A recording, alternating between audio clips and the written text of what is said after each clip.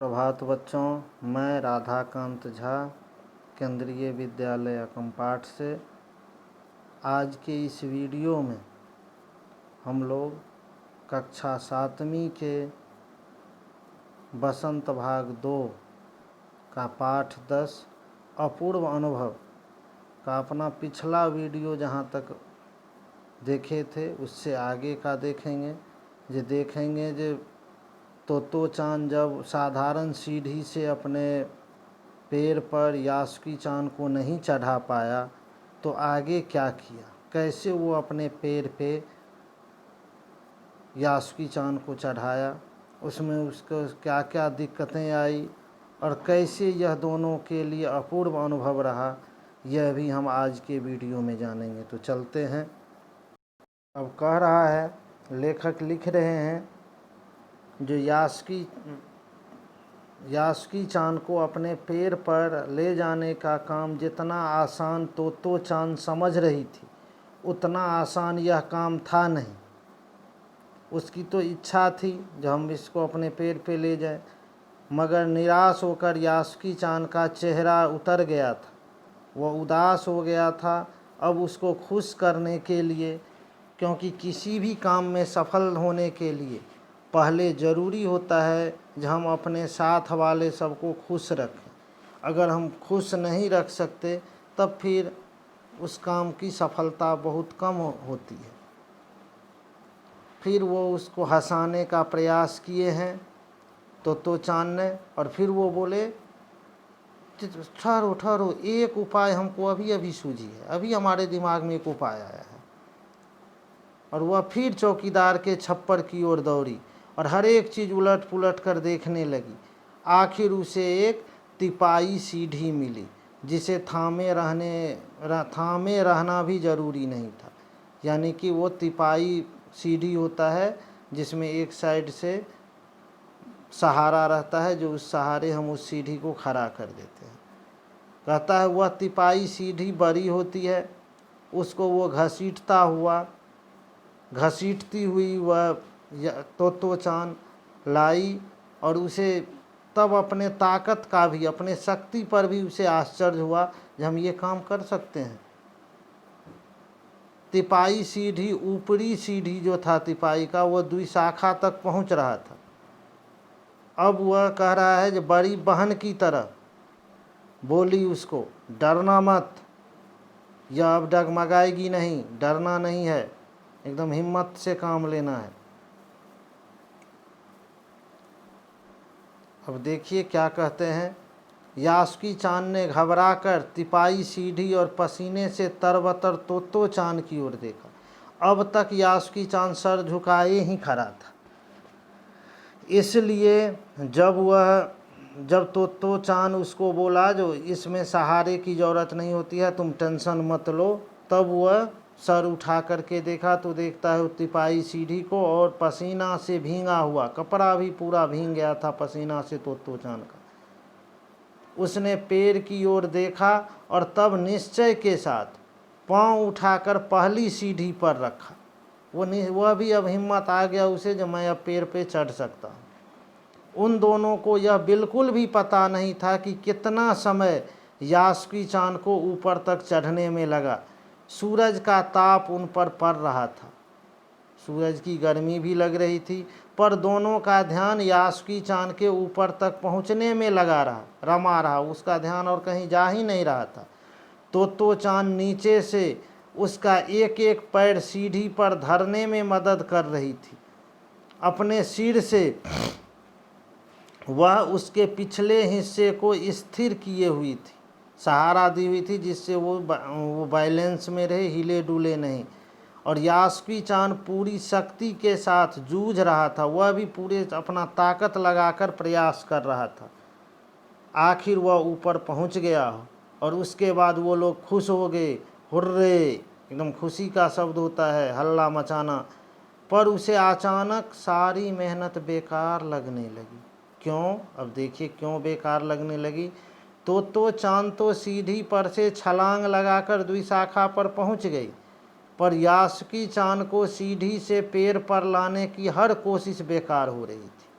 अब वहाँ सीढ़ी के ऊपर तक पहुँच जाने के बाद भी वह पेड़ पर नहीं आ पा रहा था। यासुकी चान सीधी थामे तोतो चान की ओर ताकने लगा, देखने लगा। तोतो चान को अब रोना आ रहा था, क्योंकि इतना मेहनत के बाद अब वो सफल नहीं हो रही है। उसने चाहा था कि यासुकी चान को अपने पेड़ पर आमंत्रित कर तमाम नई नई चीज़ें दिखाएगी, यहाँ से कैसा दिखता है दुनिया, पर वह रोई नहीं। उसे डर था कि उसके रोने पर यासुकी चान भी रो पड़ेगा। हाँ, हमेशा होता है जब अपने साथ वालों को हिम्मत देना और आंसू नहीं बहाना। उसने यासुकी चान का पोलियो से पिचकी और अकड़ी एकदम टाइट हुआ उंगली वाला हाथ अपने हाथ में थाम लिया। उसके खुद के हाथ से वह बड़ा था, उंगलियां भी लंबी थी। देर तक तोतो चान उसका हाथ थामे रही और फिर बोली, तुम लेट जाओ, जैसे हम लोग सोते हैं, बोली उस तरह सो जाओ और मैं तुम्हें पेड़ पर खींचने का कोशिश करती हूँ। उस समय द्विशाखा पर खड़ी तोतो चान द्वारा यासुकी चान को पेड़ की ओर खींचते अगर कोई बड़ा व्यक्ति देखता तो वह जरूर डर के मारे चीख उठता। उसे वे सच में जोखिम उठाते ही दिखाई देते, एकदम खतरा उठाते हुए। देखो, दोनों चीज़ थी। तोतो चान भी उस शाखा से नीचे गिर सकती थी, यासुकी चान का हाथ टूट सकता था, वह भी गिर सकता था, पर यासुकी चान को तोतो चान पर पूरा भरोसा था। वह खुद भी यासुकी चान के लिए भारी खतरा उठा रही थी। अपने नन्हे नन्हे हाथों से वह पूरी ताकत से यासुकी चान को खींचने लगी। बादल का एक टुकड़ा, एक बड़ा सा टुकड़ा बीच बीच में छाया कर कर उन्हें कड़कती धूप से बचा रहा था। यानी कि जब हम लोग कोई मेहनत का काम करते हैं तो उसमें कहीं ना कहीं हमारे मेहनत यदि सही में हो तो मदद करने वाला आ जाता है, जैसे इसे बादल मदद कर रहा है धूप से बचाने में। काफ़ी मेहनत के बाद दोनों आमने सामने पेड़ की द्विशाखा पर थे, यानी कि यासुकी चान पेड़ पर चढ़ चुका था। पसीने से तरबतर अपने बालों को चेहरे पर से हटाते हुए तोतो चान ने सम्मान से झुककर कहा, मेरे पेड़ पर तुम्हारा स्वागत है यासुकी चान। यासुकी चान डाल के सहारे खड़ा था, कुछ झिझकता हुआ वह मुस्कुराया। वो थोड़ा लजा रहा था, शर्मा रहा था। तब उसने पूछा, क्या मैं अंदर आ सकता हूँ तोतो चान? उस दिन यासुकी चान ने दुनिया की एक नई झलक देखी जिसे उसने पहले कभी न देखा था।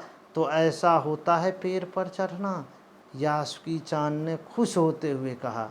वे बड़ी देर तक पेड़ पर बैठे बैठे इधर उधर की गप्पें लड़ाते रहे, बात करते रहे।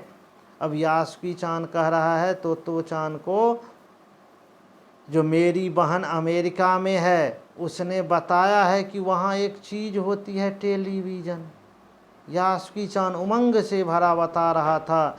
वह कहती है कि जब वह जापान में आ जाएगा तो हम घर बैठे बैठे ही सूमो कुश्ती देख सकेंगे।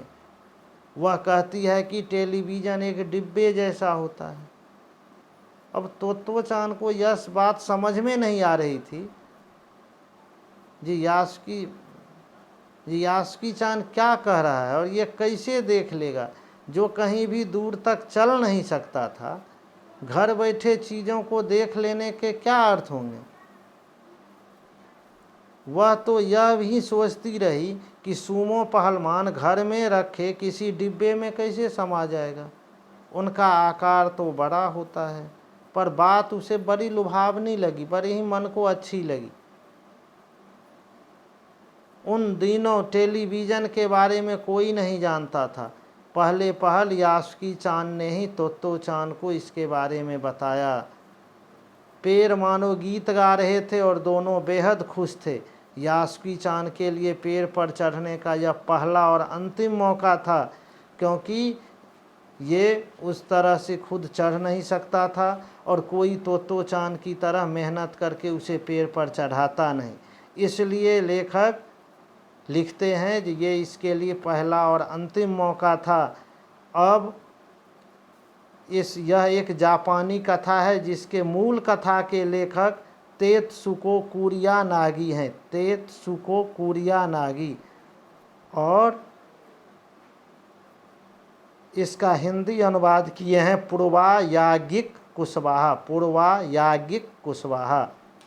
और इस तरह से इस कहानी से, अपूर्व अनुभव कहानी से हमें सीख मिलती है कि हमें किसी भी काम के करने में कड़ी मेहनत करना चाहिए, धैर्य रखना चाहिए, कभी भी घबराना नहीं चाहिए और हमेशा सकारात्मक सोच के साथ काम करना चाहिए।